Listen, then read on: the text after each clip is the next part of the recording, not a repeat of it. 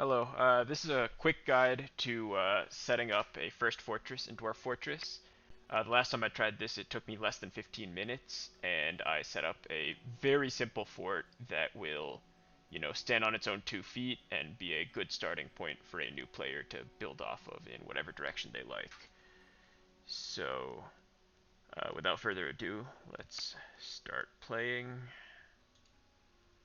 Uh, I prefer to have smaller and younger worlds than the defaults, just because it makes the game run a little bit quicker.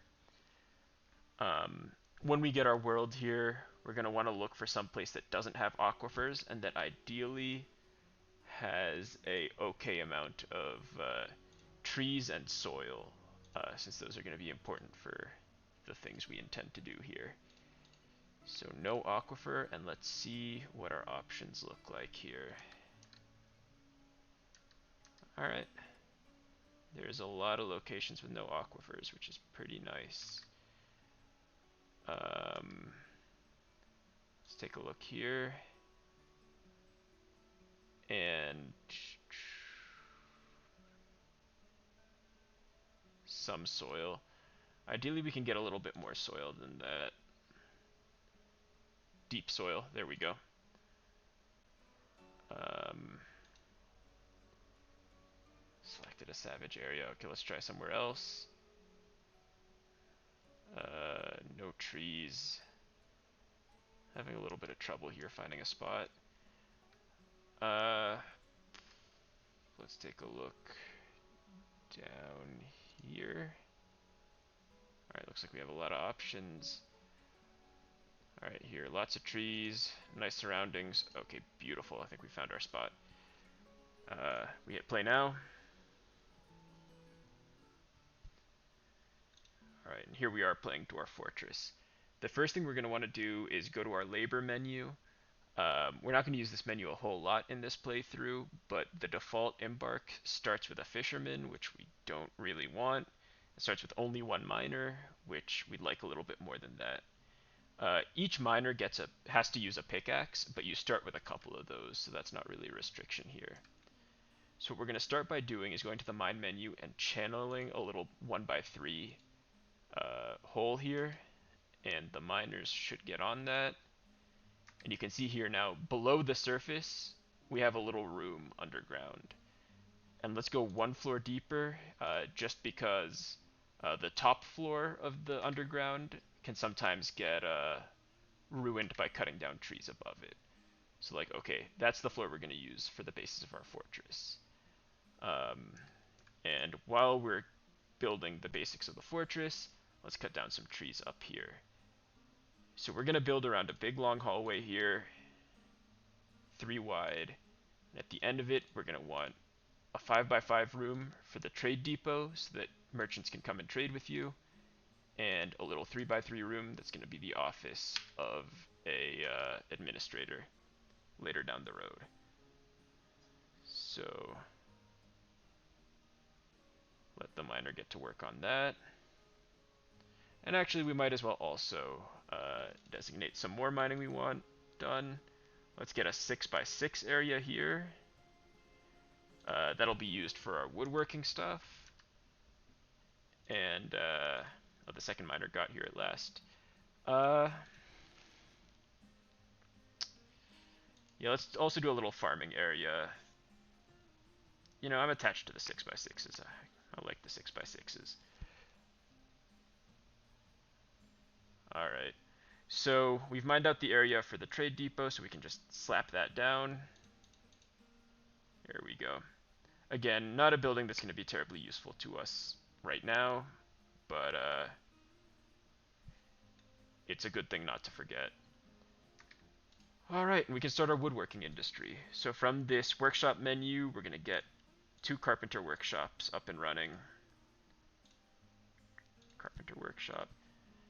And as well as that, we'll want to make a stockpile. This is where your dwarves will store things, and near the woodworking, we will make a stockpile with wood.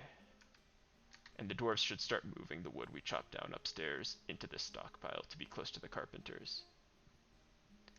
Alright, and the farming zone is carved out now. So again, we go to the workshops menu, go to farming, and farm plot. And I think a 3x3 farm plot should be fine for the moment. Nah, that might be a little bit unwise. Let's do a 3x6 farm plot and mine out a little more space since we're using more of it on farm plots than I was expecting to. We'll also want to make a still, which is also in the farming menu. We're not going to get into that just yet. That'll come later. And while we were distracted with that, it looks like the carpenter's shops were set up. Let's add a task to this one to make a chair. So a carpenter should show up here and make a chair soon. Alright, he's working. Give him a moment here. There we go. Alright, and from the building menu, we seize a chair, put it in this room for the office, and wait for the dwarves to move the chair to its proper place. Alright, so now that we have the furniture here, we can make this an actual office. So we'll go to the zones menu, select office, and box in that office, and we'll assign it to our expedition leader. Currently, this is the nobles menu. We can see that our expedition leader does not need an office, but this same dwarf is going to be our manager. That same dwarf is going to be our broker, and that same dwarf is going to be our bookkeeper. And now some of those jobs require an office, and now that dwarf has their office and they're getting to work already. So the first order of business here is going to be to make a dining room. Let's carve out a room for that. Right now, this dwarf is doing their duties as a bookkeeper, which is just counting up all the stuff in the fort so that you have accurate counts to go by. Soon we're going to have them do some manager work. There we go. Now that we have this room, as a dining room, we're going to want to have some tables and chairs for it. So we'll go to this menu, which is the manager menu, and we'll make some work orders. So let's get some wooden tables. There we are. We only need like 4 of these. And some wooden chairs. 4 is plenty for that as well. And eventually the manager, oh, they've already done it. They've assigned those jobs, and now the carpenters are getting to work making it happen. So you'll notice the farm plot isn't doing anything right now. That's because all we've done is build it. Oh, we've already got a masterpiece built. All we've done is build the farm plot. So if we select it, we can choose what to grow. Now, there's a variety of plants you can grow in different seasons. They all have their place, but right now let's keep things simple and plant plump helmets in every season. All plump helmets do is they're edible raw, and you can brew them into alcohol, and those are the bare essentials here, so let's get to work on that. Also, near our food stuff, we can make another stockpile here, and this one is for food.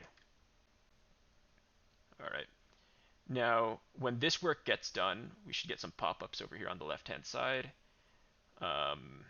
and we can put our dining room together. In the meantime, let's think about bedrooms. We start with 7 dwarves, so we can get 7 little bedrooms for them. These bedrooms really don't have to be very large. The dwarves will be happy just to be in a bedroom for the time being. That'll save you a lot of headache if they're sleeping under good conditions. Alright, and it looks like our 2 manager work orders got completed, so we can finish up the dining room. Go to furniture, table, table 1, table 2, table 3, table 4, and excuse the awful layout of this dining room, but it all works the same in the end. And I'll make some chairs. Chair 1, chair 2, chair 3, chair 4. Alright, and instead of having our carpenter sit around doing nothing, let's make a new work order. We want 7 beds. Oh man. We want 7 beds for our 7 dwarves, and we want 7 wooden doors for their bedrooms. So hopefully the carpenters will get to work on that any second now.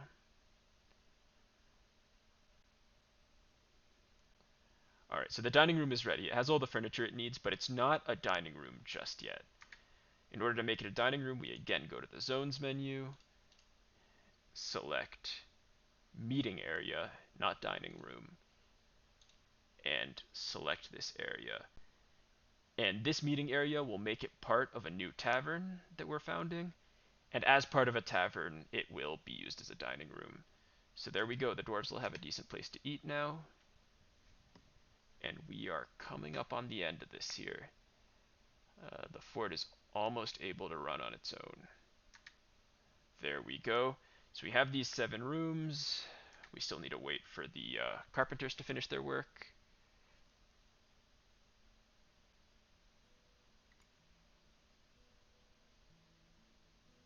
You see the dwarves are preferring to hang out in here now that they can.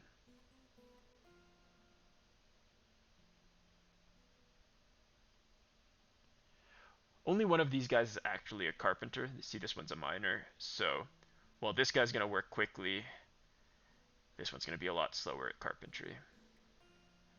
But, you know, having 2 of them working is still faster than 1. So, hopefully we get the pop-up soon.